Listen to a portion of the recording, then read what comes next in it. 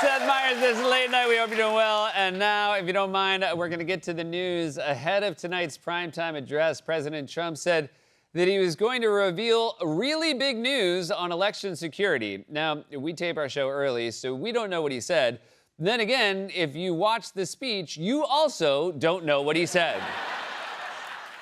Treasury Secretary Scott Bessent announced yesterday that the U.S. Mint will begin striking a $1 gold coin with Trump's face on it, but you can tell they used kind of an old picture because his eyes are open. When asked in a new interview if he would have a UFC fight at the White House if he was president, Vice President J.D. Vance said, quote, I don't know, man. If it helps, you're never gonna have to worry about it. Former President Joe Biden announced yesterday he will release a new memoir titled Promise Me America. It's the first ever book to be written in large print. Yeah, a big old typewriter, too. Every time you hit a key, everybody go, oh. During a defense summit yesterday at the U.S. Army War College, President Trump spoke about the history of Pennsylvania during the Civil War and added, quote, what a war that was when you read about it. Just curious, where did you read about the Civil War? Oh, right. Right. During the same event, President Trump asked executives at the defense company General Dynamics to build submarines faster because if you're building a vessel to safely take people hundreds of feet under the sea, the most important thing is that it was put together in a hurry. During yesterday's Senate confirmation hearing, Acting Attorney General Todd Blanche said that he does not believe President Trump is eligible to run for a third term. Also, he'll be 82. The only thing he'll be eligible for is a reverse mortgage. In an interview yesterday at the ESPY Awards, President Trump's granddaughter Kai said she wants to stay out of politics and added, quote, it's just not my thing. Well, it's not your grandpa's thing either, but that didn't stop him. New York Mayor Zohran Mamdani yesterday attended a World Cup watch party with inmates at Rikers Island. That's how crowded the other bars were. Yeah, no, I got a table.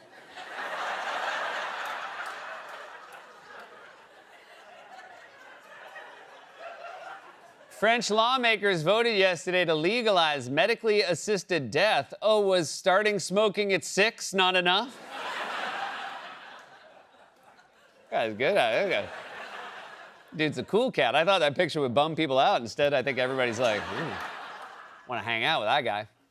Finally, a passenger was recently arrested at the Portland airport after TSA officials allegedly found more than 50 pounds of marijuana in his checked luggage, or as it's known in Portland, a week's worth. And that was a monologue, everybody! We got a great show for you tonight. You know him from Good Will Hunting, The Talented Mr. Ripley, The Martian, and so many more incredible films. He's currently starring in The Odyssey, which is in theaters Friday. Matt Damon is here, everybody. How about that? Matt's back. I'm so excited. And she is the lead studio host for NBC Sports Premier League coverage and is currently hosting coverage of Fox Sports' presentation of FIFA World Cup 2026. We've got a lot of soccer to talk about. Rebecca Lowe is also joining us. What a great time to have Rebecca here. Before we get to all that, job growth is slowing, real wages are falling, prices for everything from housing to gas to groceries to electricity to health insurance are up. AI slop is everywhere. The war with Iran is spiraling. Wildfire smoke is blanketing the Northeast. And thousands of Americans have explosive diarrhea. Thanks to a parasite the Trump administration stopped tracking, but don't worry, the president and his team are laser focused on the important stuff, magnetic catapults and sperm counts. For more on this, it's time for a closer look. Every once in a while, we like to remind you about the 2024 campaign because most people have busy lives. It's easy to forget, but I don't forget. I got a stack of VHS tapes with everything Donald Trump's ever said on them every night. I go home and I watch them over and over again while drinking whiskey, chain-smoking Parliament. My kids come and they say, Daddy, read us a book with us. And I'm like, no! I'm close to finding the clip that finally takes him down. Point is, we like to replay these moments every once in a while just to remind you that this is what Trump told people his presidency was going to be all about. We will end inflation and make America affordable again. Prices will come down. You just watch. They'll come down, and they'll come down fast. I will rapidly drive prices down, and we will make America affordable again. We're going to get your energy prices down by 50%. Groceries, cars, everything. We're going to get the prices down. We will end inflation and make America affordable again. A vote for Trump means your groceries will be cheaper. Getting gasoline below $2 a gallon, bring down the price of everything from electricity rates to groceries, airfares, and housing costs. They call it groceries. Bacon, lettuce, tomato, everything is so much higher than it ever was, and we're going to bring that down. Okay, but maybe skip the lettuce so you don't turn your colon into a water slide. Trump said he was going to bring down the price of lettuce, and not only is it more expensive, it could also give you explosive diarrhea. We're bringing back the germs. We're bringing them back very strongly. E. coli, Listeria, Cyclospora, that's the new one. Salmonella, we love salmonella. His full name is Salvatore Angelo Manila. He's a bookie from Staten Island. He's best friends with Rudy Giuliani. You know, looking back, this might have been a bad sign. They call it groceries. Bacon, lettuce, tomato. Actually, they call that a BLT. It's like famously a much faster way to say that. We should have known he wasn't going to be able to bring down the price of groceries because it seemed like he just found out about groceries. He's talking about it like he's doing an expose for Dateline. They call it groceries. And it's more common than you think. Your teenager might be doing groceries right now. So that's what Trump spent the entirety of the campaign promising Americans he would focus on, bringing prices down. But now, if you ask him about it, he says the whole thing is a hoax. I had my first news conference the day after I took office, and they said, affordability. They go, that's a fake word that they use. They caused the affordability problem. It's called high prices. They came up with this word. They're good at coming up with words, but we came up with a good word, too. They're Democrats, dumb. You take the B out. Most people don't know that dumb has a B, okay? But the U replaces the E, and you have a Democrat.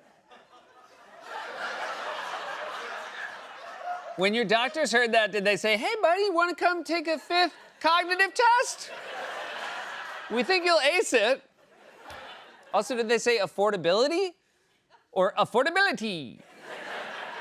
So Trump said he would fix high prices. That's what the whole campaign was about. And then he got into office, and his collection of internet poison weirdos got obsessed with bizarre like this. Today, the average teenager in this country has 50% of the sperm count, 50% of the testosterone as a 65-year-old man. For men in 1970, men had twice the sperm count as our teenagers do today. Male sperm counts, I think, in this country are down 50% for teenage males. I read the other day that teenage males today have less sperm than the average 65-year-old American man. Oh, you read that? What are you reading? Is there an erotic fiction section in AARP magazine? Seriously, why is a cabinet official talking about testosterone and sperm counts in the Oval Office? Is this a meeting with the president, or are you a gym teacher subbing in for health class? The best way to increase your sperm count is to eat animals that are high in amino acids like birds and rattlesnakes. Of course, it won't surprise you to learn this is nonsense, and a study found that there is no cause for panic. But Defense Secretary Pete Hegseth is still concerned because he doesn't have much else going on, and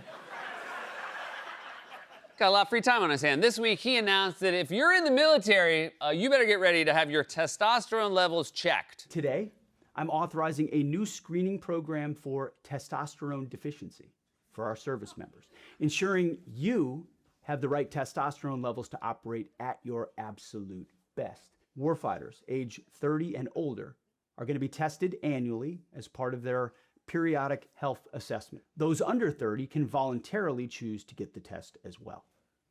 If treatment is recommended, it's entirely your choice to receive testosterone replacement therapy. Cool, cool. What about the war in Iran? Is testosterone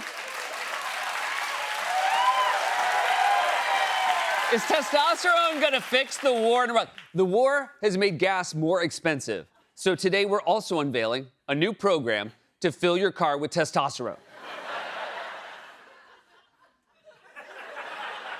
Not only is it cheaper, but your Kia Optima will start to grow muscles and facial hair. And when you honk, just beware, it gets really angry. Get the out of my way!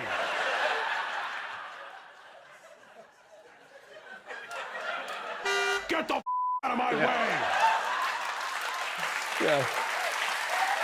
Consistent. It's consistent.